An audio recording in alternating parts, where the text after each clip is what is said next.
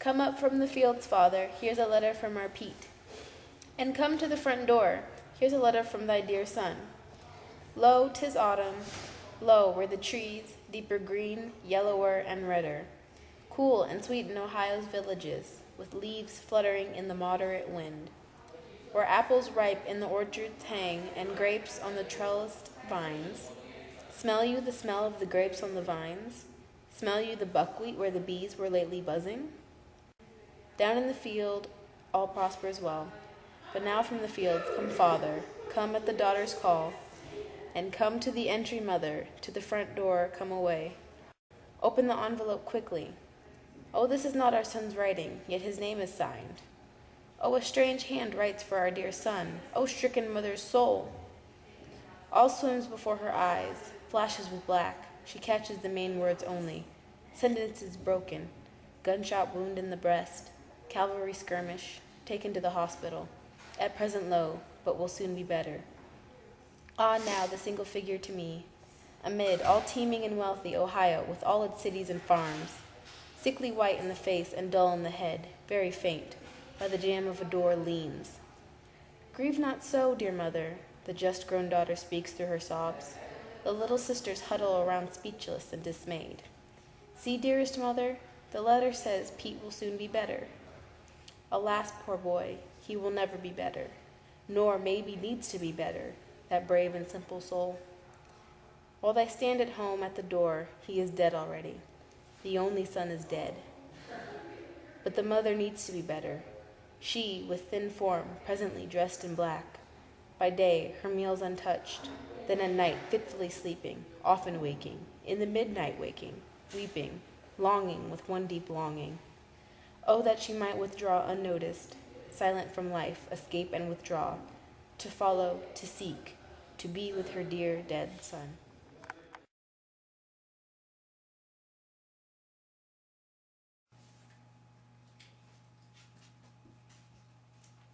Oh, didn't see you there. My name's Whitman, Walt Whitman, and you probably want to know some of the poetic techniques that I used in the poem that we just watched. Well, I wrote a little section here, and I'm just going to read this off to you. I, Walt Whitman, have created a poem of free verse, capturing the spirit of the Civil War. With my great techniques, this poem will show the world the daily images of horror.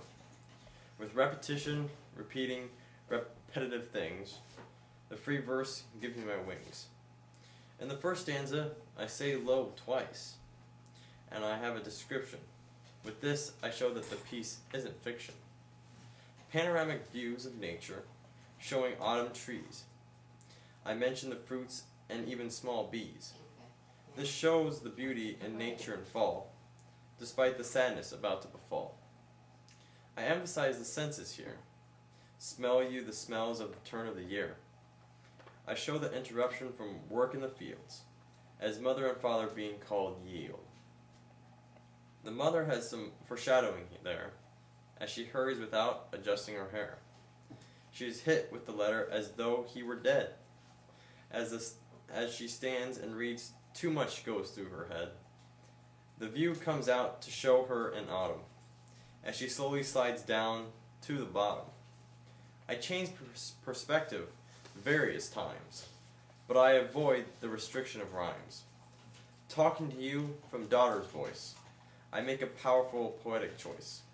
Switching to tell from the observer's view, I tell the mother's story to you. She has a sad, lost, grieving heart. She thinks her son should not have to part. I wrote this last stanza all too well, explaining what eventually befell.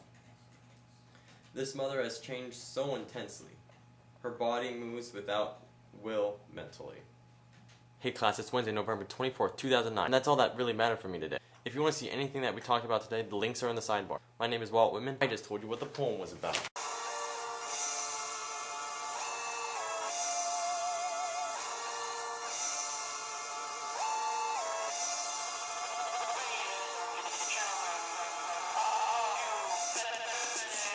Showstoppa, make your body rock it. Only wanna go and throw away your last dollar. But God almighty girl, she's driving on wild. say